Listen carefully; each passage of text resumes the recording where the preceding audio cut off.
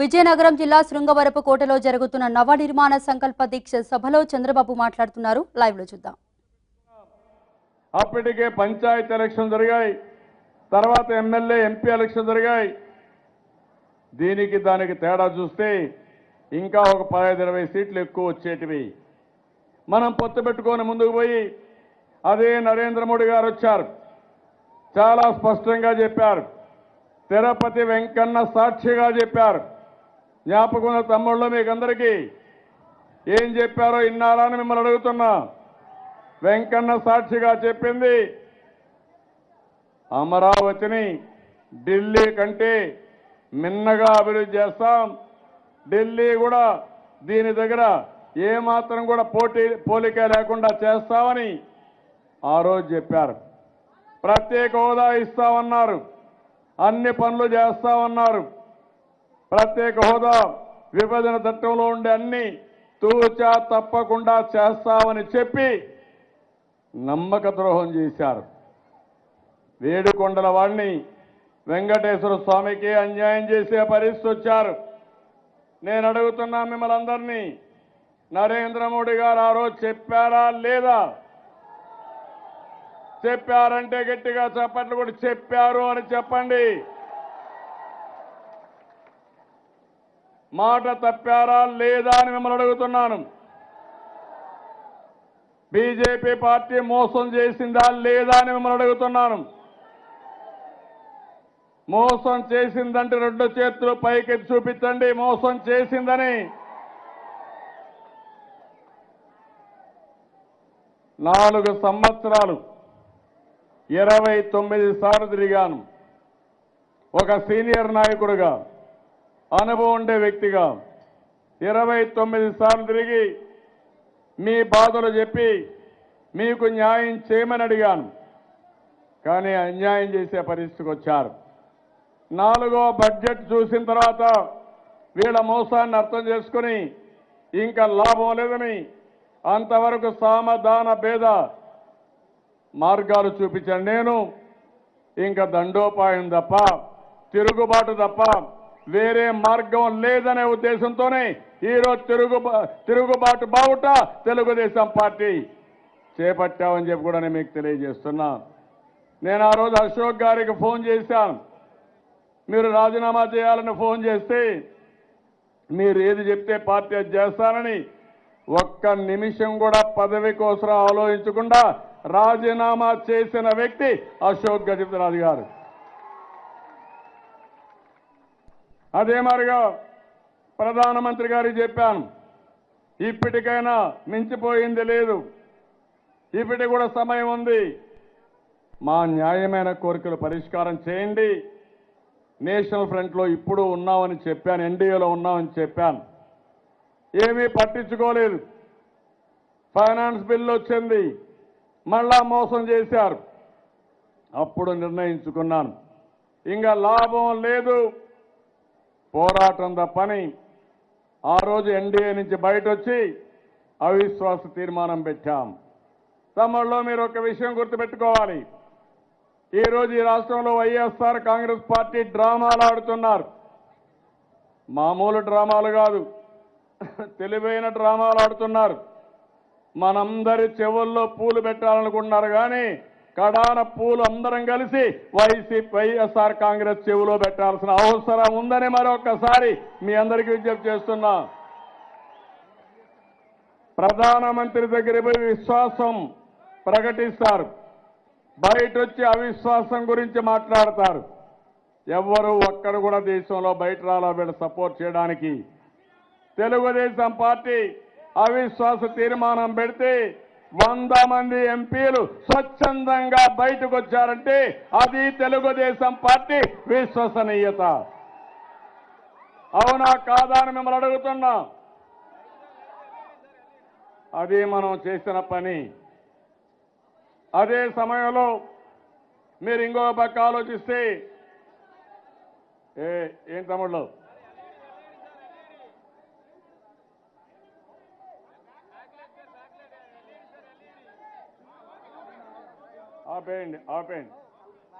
ఆపేసేయండి, అది ఆపండి. ఓకే, ఆపేస్తారు. ఈరోజు మీరు చూస్తే ఇటీవల కాలంలో ఎంపీలు రాజీనామా చేస్తామన్నారు. ఎన్నోసార్లు చెప్పారు. తెలుగుదేశం పార్టీని కూడా చేయమన్నారు. నేను ఒకే మాట చెప్పాను, మిమ్మల్ని చూసి ఎవరు ముందుకు రారు. ఈ రాష్ట్రంలో ప్రజలు మాతో ఉన్నారు. ఏది చేసినా పోరాడతాం కానీ పారిపోయే సమస్య లేదు. మీకు ధైర్యం ఉంటే నరేంద్ర మోడీ గారి పైన, బీజేపీ పైన పోరాటానికి ముందుకు రండి, కానీ పారిపోవడానికి లేదని చెప్పి నేను పిలిపించాను. కానీ తమ్ముళ్ళు మళ్ళా మోసం. ఈరోజు రేపటి నుంచి ఎప్పుడు రాజీనామాలు ఆమోదించిన ఎన్నికలు రావు. అది చూసుకొని ఈరోజు వీళ్ళంతా కూడా రేపో ఎల్లుండో మళ్ళా ఢిల్లీకి వెళ్తున్నారు. అంటే రాజీనామా చేసి ఎన్నికలకు వచ్చే సమయాన్నంతా వదులుకొని ఎన్నికలు రాని సమయం చూసుకొని రాజీనామాల డ్రామా ఆడుతున్నారు. ఎవరి కోసరం ఈ డ్రామాను అడుగుతున్నాను.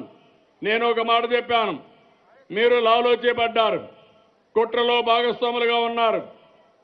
ఈరోజు ఎన్డీఏ గవర్నమెంట్ మన రాష్ట్రం పైన కుట్ర పనింది. అందుకే రేపు ఎవరైనా సరే ఈ రాష్ట్రంలో పోటీ చేస్తే ప్రత్యక్షంగా పరోక్షంగా బీజేపీతో కలిసిన వ్యక్తుల్ని చిత్తుగా ఓడిస్తామని ప్రతినబూనాల్సిన అవసరం ఉంది. నేను అడుగుతున్నా మిమ్మల్ని, వైఎస్ఆర్ కాంగ్రెస్ పార్టీ ఎంపీల రాజీనామాలు డ్రామాలు అవునా కాదా అని మిమ్మల్ని అడుగుతున్నా. డ్రామాలు అవునైతే గట్టిగా చప్పట్లు కూడా చెప్పండి, అవును ఇది ఒక drama. Central government, YSR Congress party ఇద్దరూ కలిసి ఆడే నాటకాల్లో ప్రజల్ని మభ్యపెట్టాలని ప్రయత్నం చేస్తున్నారు. అందుకే మొన్నే చెప్పాను, ఏత నవ నిర్మాణ దీక్షలో మహాకుట్ర, ఆ కుట్రలో భాగంగా వైఎస్ఆర్ కాంగ్రెస్ పార్టీ కానీ, నిన్న మొన్న ఈ ప్రాంతంలో జరిగిన పవన్ కళ్యాణ్ గారు కానీ, ఆయన నన్ను గురించి ఎప్పుడూ మాట్లాడలేదు, పొగిడారు. ఎప్పుడైతే కాంగ్రెస్తో బీజేపీతో విభేదించారో అప్పుడు నన్ను విమర్శించడం మొదలుపెట్టారు. ఎప్పుడైతే నేను పోరాడుతూ ఉంటే నాకు సహకరించవలసిన సమయంలో నన్ను బలహీనపరిచేట్టుగా, రాష్ట్రాన్ని బలహీనపరిచేట్టుగా ఈ నాయకులు ప్రవర్తించడం ఏమాత్రం సబబు అని మిమ్మల్ని అడుగుతున్నా. ఇంకో పక్కన ఈరోజు మీరు చూస్తే తిరుమల తిరుపతి దేవస్థానాన్ని అప్రవిత్రం చేయడం కోసం కుట్రబన్నే పరిస్థితికి వచ్చారు. అక్కడ ఒక ప్రధాన అర్చకులు పెట్టుకుని లేనిపోని సమస్యలు సృష్టించే పరిస్థితికి వచ్చారు. నేను అందుకనే చెప్పాను, మీరు ఎక్కడైతే కుట్రలు చేస్తున్నారో ఈ కుట్రలు వేరే రాష్ట్రాల్లో చెల్లుబాటు అవుతాయి, కానీ ఆంధ్రప్రదేశ్ రాష్ట్రంలో మాత్రం తెలుగుదేశం పార్టీ దగ్గర మీ కుట్రలు సాగవు. ఆంధ్రప్రదేశ్ ప్రజానీకం ముందర మీ కుట్రలు సాగనీయమని గట్టిగా మీరందరూ కూడా చప్పట్లు కొట్టి చెప్పాల్సిన అవసరం ఉంది. ఒకసారి మీరు ఆలోచిస్తే నేను ఇలాంటి వస్తాయనే ఉద్దేశంతోనే ప్రజల్ని ఎప్పటికప్పుడు సమీకృతం చేయాలని, ప్రజల్లో ఒక చైతన్యం తేవాలని నిరంతరం మనమందరం కూడా కక్షిగా పనిచేయాలని నవ నిర్మాణ దీక్షకు శ్రీకారం చుట్టాను. ఆ రోజు మీరు ఒక్కసారి ఆలోచించండి, ఎక్కడైనా రాష్ట్రంలో కొత్త రాష్ట్రం వస్తే పండగ చేసుకుంటారు. తెలంగాణ కూడా రాష్ట్ర అవతరణ దినోత్సవాన్ని జరుపుకున్నారు. కానీ ఏమని జరుపుకోవాలి, ఏమి సాధించామని జరుపుకోవాలని, మనకు ఏం వరగబెట్టారని అవతరణ దినోత్సవం. చూద్దాం. అదే మరి చేపలు కూడా విరివిగా ప్రపంచం మొత్తం తినే అవకాశం ఉంది. రొయ్యలు కానీ ప్రాన్ కానీ ఇవన్నీ కూడా. అందుకే నేను ఈరోజు దీన్ని ఏ విధంగా చేయాలనో కొత్త స్ట్రాటజీ కూడా ఇచ్చాము. దానివల్ల మీరు చూస్తే దేశంలో 3% వ్యవసాయం గ్రోత్ వస్తే మంది ఈరోజు రాష్ట్రంలో 17.7% వచ్చిందంటే అది మన యంత్రాంగం పనిచేసిన విధానం, గట్టిగా బాగా పనిచేసిన వాళ్ళని అభినందించాల్సిందిగా మరొక్కసారి మిమ్మల్ని అందరినీ కోరుతున్నా. ఈరోజు ఇంకో పక్క మీరు ఒకసారి ఆలోచిస్తే ప్రత్యేకంగా వ్యవసాయ బడ్జెట్ పెట్టాం. ఈరోజు 19,000 కోట్ల రూపాయలు వ్యవసాయానికి డబ్బులు పెట్టాం.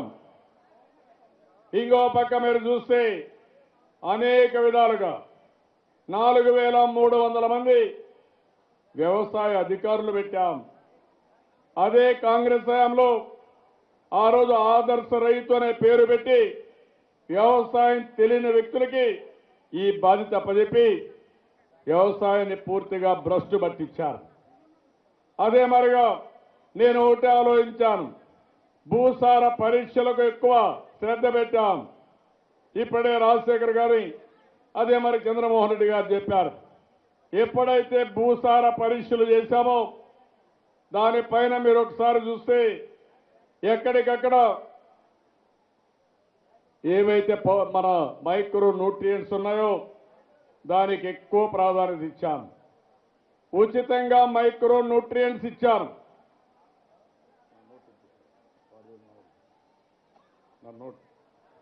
అదే మరిగా మీరు ఒకసారి చూసిన తర్వాత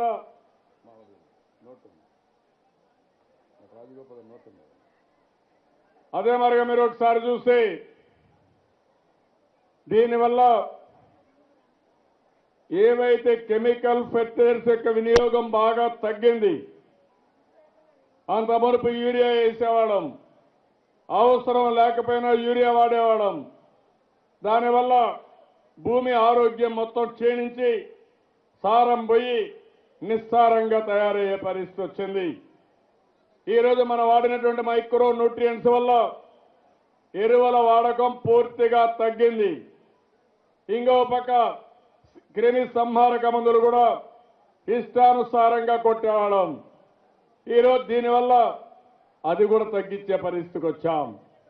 అంటే వ్యవసాయంలో ఖర్చులు తగ్గించడానికి శ్రీకారం చుట్టాం. ఇంకో పక్కన మీరు ఒకసారి ఆలోచిస్తే వ్యవసాయంలో ఖర్చులు తగ్గిస్తున్నాయి, ఇంకో పక్క ఉత్పాదక శక్తిని పెంచుతున్నాం, దిగుబడి భారీగా పెంచే కార్యక్రమానికి శ్రీకారం చుట్టాం. ఇది కాకుండా నేను ఆలోచించిన విధానం మీరు చూస్తే ఇప్పుడే మిత్రులు చెప్పారు, వ్యవసాయంలో ఆధునిక పనిముట్లు రావాలి.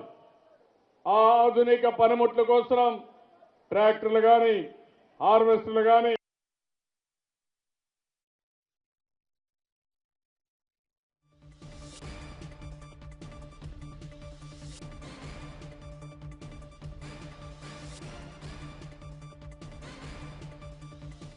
దిగుబడి బాగా పెరిగే అవకాశం వచ్చింది.